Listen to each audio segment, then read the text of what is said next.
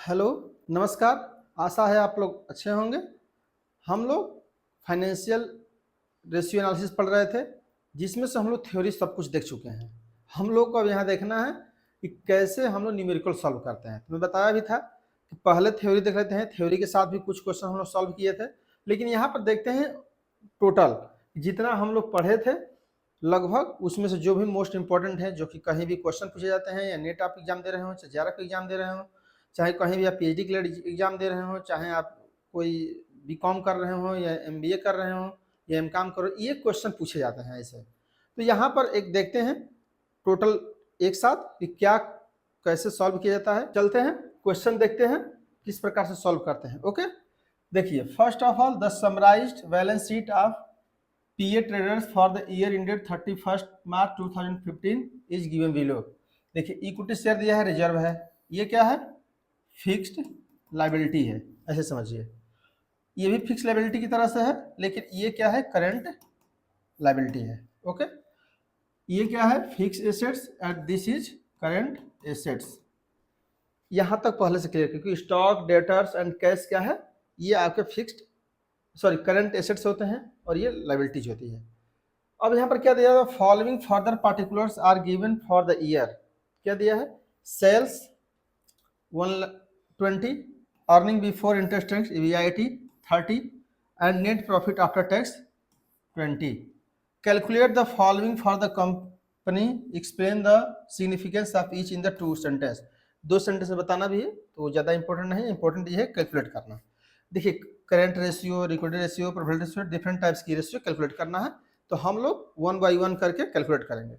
और जो लोग क्लास रेगुलरली देख रहे हैं, समझ रहे हैं, तो यहाँ पर वीडियो को पॉज कर दें और इसको सॉल्व करें। सॉल्व करने के बाद उसके बाद देखें कि कहाँ पर आंसर सही है, क्या मैंने गलत किया है या सही किया है, तो बहुत अच्छी बात है। ओके, क्योंकि मैं ऑलरेडी इसको बता चुका हूँ, ऐसा नहीं है कि मैं कोई नई चीज़ बताने वाला हूँ, ये सब कुछ पहले बता चुका हूँ। जो नहीं देखे होंगे, मैनेजमेंट अकाउंटिंग प्लेलिस्ट में वीडियो पड़ी हुई है, जाके देख सकते हैं। ओके, तो फर्स्ट तो चलते हैं current ratio. Okay, current ratio equal to क्या है, current assets minus divide by current liabilities, ये है। देखिए, करेंट एसेट्स कितना है, पहले करेंट एसेट्स देखिए, स्टॉक 25 है, डेटर 30 है एंड कैश 15 है, तो कितना हो जाएगा 70 डिवाइड बाई करंट लाइबिलिटीज कितना है 10 एंड 40, कितना हो जाएगा 50। ये जो भी आए कितना आ जाएगा 1:1 मान लीजिए 1.4 ये हो जाएगा करेंट एसेट्स करेंट लाइबिलिटीज का। तो यहाँ तक क्लियर हो गया। इसमें क्या करना था, ये आपको ऐड कर देना था, ये ऐड कर देना था, एसेट्स डिवाइड। ओके, चलते हैं नेक्स्ट चलते हैं लिक्विडिटी रेशियो। लिक्विडिटी रेशियो में क्या था, second liquidity ratio. Liquidity ratio क्या है, liquid assets divide by current liabilities. मैं बताया था कि करेंट लाइबिलिटीज को हमें ध्यान रखिए, इसमें ज़्यादा दिमाग मत लगाइए। ओके, क्योंकि क्वेश्चन वैसे ही आता हो, जो लोग वीडियो देखे होंगे मैं बताया था कि सब कुछ जो भी चेंज होना है इसी के साथ होना है, इसके साथ कोई चेंज नहीं होना है। देखिए, लिक्विड एसेट कैसे कैलकुलेट होता है, ऐसे समझिए, current assets minus stock, okay, divide by current liabilities. Current assets कितना था, उसमें देखिए करंट एसेट्स में कैलकुलेट किए थे 70 माइनस स्टॉक कितना है 25, okay, divide by current liability कितना था 50, ये कितना हो गया 45 डिवाइड बाई 50, ये कितना आ जाएगा, इसको कैलकुलेट करिए, जितना आएगा वही आंसर हो जाएगा। ओके, 0.901 ये हो जाएगा current sorry liquidity ratio. Are you understand? तो यहाँ तक समझ गए कि कैसे कैलकुलेट होता है। केवल यहाँ पर ध्यान रखना होता है लिक्विडिटी में कंट्रोल करने के लिए, क्योंकि देखिए मैं बताया भी था वीडियो में, लास्ट क्लास देखे होंगे तो, कि स्टॉक को क्यों हम लोग लिक्विड में नहीं मान रहे हैं। बिकॉज स्टॉक को आप सेल करके पैसा इतना इजीली नहीं ले सकते हैं। जैसे मान लीजिए कि आपके पास कोई स्टॉक है, उस स्टॉक को चाह रहे हैं कि कन्वर्ट कर दे कैश में, इतना इजी है? इतना इजी नहीं है। जैसे मान लीजिए कोई आप कार की दुकान रखे हैं, तो कार की हम लोग क्यों नहीं ले रहे हैं? क्योंकि जैसे मान लीजिए कार की कोई फैक्ट्री है आपके पास और कार सेल नहीं हो रही है और स्टॉक में पड़ा हुआ है, क्या इस स्टॉक को कैश में इतना कन्वर्ट करना इजी है? नहीं है। इसीलिए इसको लिक्विड नहीं माना जाता है। Okay, highly liquidity. ओके, तो आई थिंक आप लोग चीज़ समझ गए होंगे कि कैसे लिक्विडिटी रेशियो कैलकुलेट होता है। अब देखते हैं प्रॉफिटेबिलिटी रेशियो। देखिए प्रॉफिटेबिलिटी रेशियो के लिए क्या होता है, प्रॉफिटेबिलिटी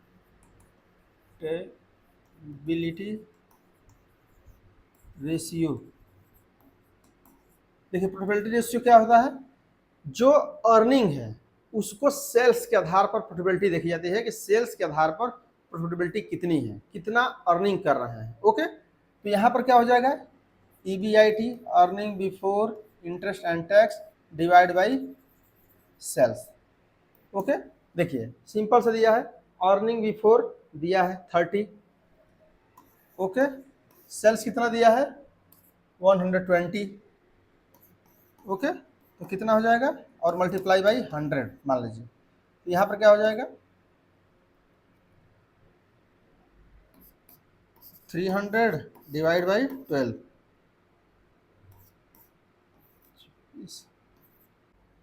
तो कितना आ जाएगा 25%। यही आपका प्रॉफिटेबिलिटी रेशियो हो जाएगा। कितना इजी है समझिए तो। ओके, केवल देखिए यहाँ पर ध्यान रखना क्या है, EBIT बेटा सेल्स फार्मूला को मैं पहले ही बताया था कि इसमें फार्मूला इंपॉर्टेंट है। यदि आपको फार्मूला याद है तो क्वेश्चन करना बहुत ही इजी है। ओके, तो इसलिए इस चीज़ों को ध्यान में रखना है। राइट, चलते हैं नेक्स्ट। नेक्स्ट क्या है, profitability on funds employed. Profitability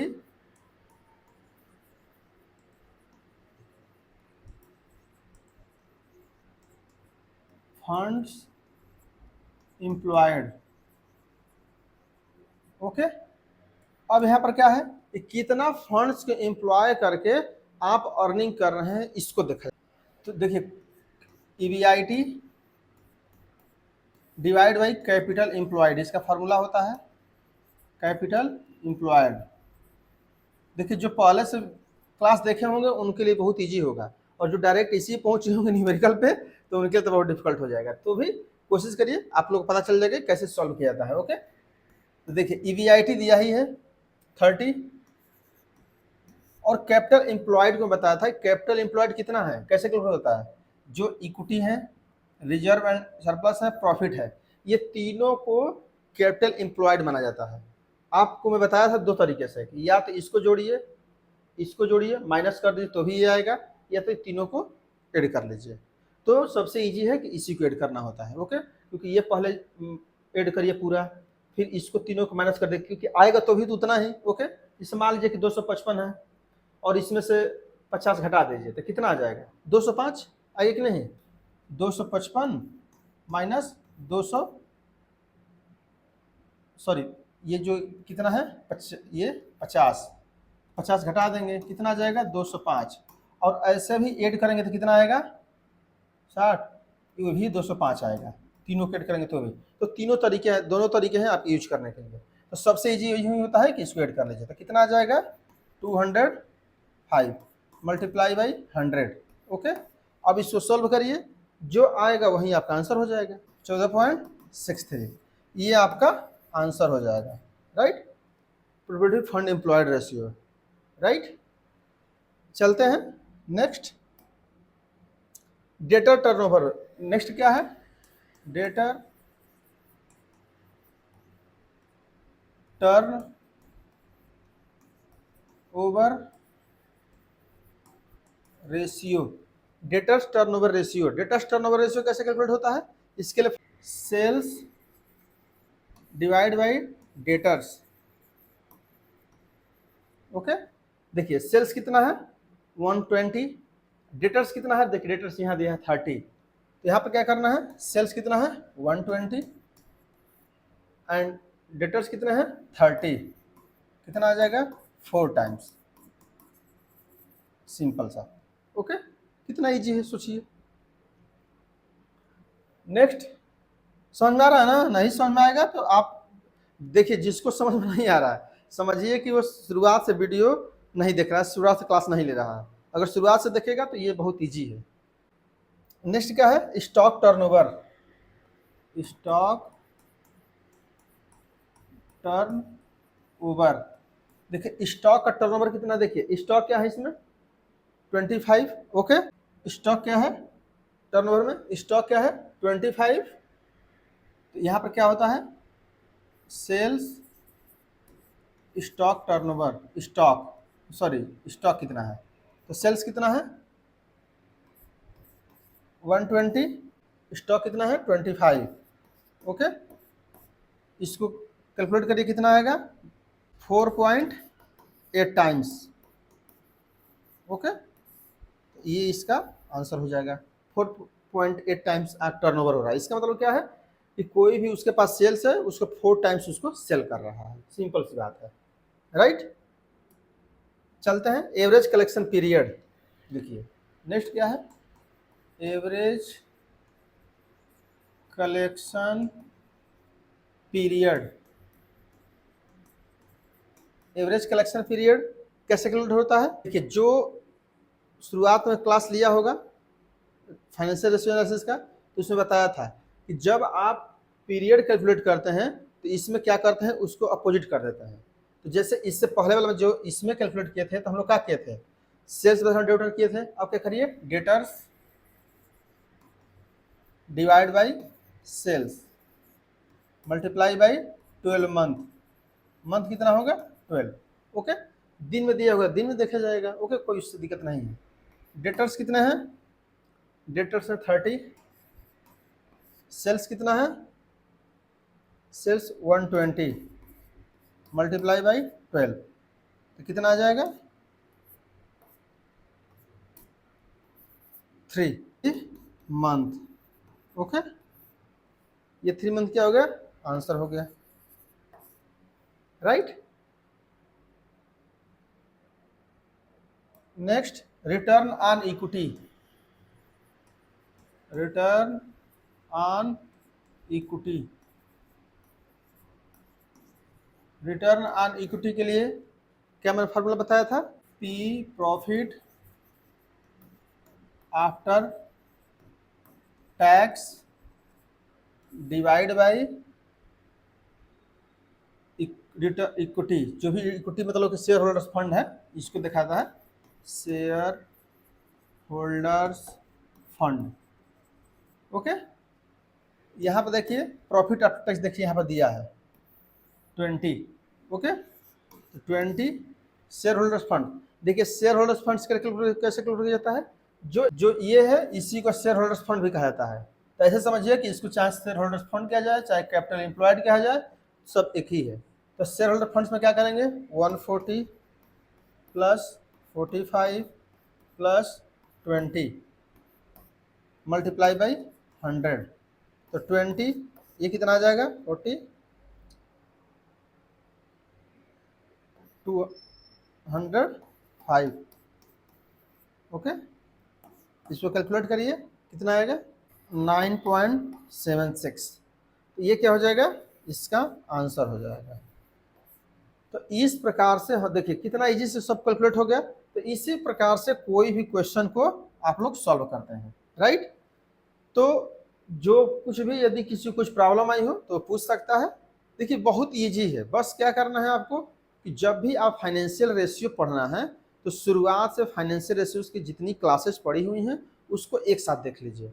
जब एक साथ देख लेंगे तो जिस प्रकार से मैं बहुत इजीली तरीके से सॉल्व कर दे रहा हूँ उसी तरह से आप भी कर ले जाएंगे। बस ये ध्यान रखना है कि देखिए कोई भी बैलेंस शीट है, एक कंक्लूजन की तरह बता दे रहा हूँ, कोई भी बैलेंस शीट आए मैनेजमेंट अकाउंटिंग में या रेशियो एनालिसिस में, ओके। आपको देखिए हमेशा बैलेंस शीट में दो चीजें होती हैं, इसको ध्यान रखना है। जो इसको ध्यान रख लिया, समझिए कि उसको मैनेजमेंट अकाउंटिंग में ये रेशियो एनालिसिस में कोई दिक्कत नहीं आनी है। क्या ये fixed liabilities, fixed assets, current liabilities, current assets, जो इसको समझ गया है कि कौन कौन सी चीज़ें फिक्स्ड एसेट्स होती हैं, कौन कौन सी चीज़ें फिक्स्ड लाइबिलिटीज होती हैं, फिक्स्ड लाइबिलिटी और कौन फिक्स्ड एसेट्स होती हैं, कौन कौन सी करंट लाइबिलिटीज होती हैं और कौन कौन सी फिक्स्ड एसेट्स होती हैं, जो इस बात को समझ गया, समझिए कि उसको कोई भी चैप्टर सॉल्व करने में, चाहे वो फाइनेंशियल रेशियो एनालिसिस सॉल्व कर रहा हो, चाहे वो कैश फ्लो सॉल्व कर रहा हो, चाहे वो फंड फ्लो सॉल्व कर रहा हो, उसको कोई भी दिक्कत नहीं आएगी। इसलिए आप लोगों से विनम्र निवेदन है कि फर्स्ट ऑफ ऑल 10 से 15 बार कम से कम बैलेंस शीट को याद कर लीजिए, लिख लीजिए, सोच लीजिए, तब इसको देखेंगे आपको बहुत इजीली समझ में आएगा। इस बात को एकदम क्लियरली माइंड सेटअप में रखिए, क्योंकि सब कुछ डिपेंड ऑन किस पर है, बैलेंस शीट के इसी 4 फिगर पर। और जब आप देखिएगा बैलेंस, जब हम फंड फ्लो पढ़ाएंगे ओके या कैश फ्लो पढ़ाएंगे, तब भी आपको लगेगा कि ये चीज़ें हमको पता रहती कि कौन सा फिक्स्ड लायबिलिटीज होती हैं, कौन से फिक्स्ड एसेट्स होते हैं, कौन सी करंट लायबिलिटीज होती है, कौन करंट एसेट्स होते हैं, तो हमको कहीं दिक्कत नहीं आती है। इसलिए ये फर्स्ट चैप्टर है, तो आपसे रिक्वेस्ट है कि ये चीज़ें क्लास पढ़ी हुई है थ्योरी की, कम से कम इस थ्योरी को देख लीजिए कि कौन कौन सी चीज़ें, फर्स्ट थ्योरी हो गया फाइनेंशियल एनालिसिस की, तो उसमें आप देख लीजिए, तो ये अगले 2 चैप्टर के बहुत काम आएंगे, क्योंकि अगला मैं फंड फ्लो पढ़ाने वाला हूँ। तो फंड फ्लो में आपको ये चीज़ें बहुत यूज पड़ेंगी कि कौन फिक्स लायबिलिटी है, कौन फिक्स एसेट्स है, कौन करंट लायबिलिटीज है, कौन करंट एसेट्स है, क्योंकि उसी पे यहाँ पर कंट्रीब्यूशन होता है, उसी के आधार पर हम बनाते हैं, राइट।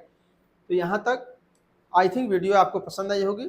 यदि आप लोग न्यूमेरिकल सॉल्व करिए, और टेलीग्राम चैनल है, टेलीग्राम चैनल से आप जुड़ जाइए, उस पर मैं क्वेश्चन सॉल्व करने के लिए सेंड कर दूंगा, कुछ क्वेश्चन स्कैन करके, और आप सॉल्व करिए। कोई प्रॉब्लम आएगी तो पूछ लीजिएगा, राइट। तो यहाँ तो वीडियो को समाप्त करते हैं। Thank you for watching.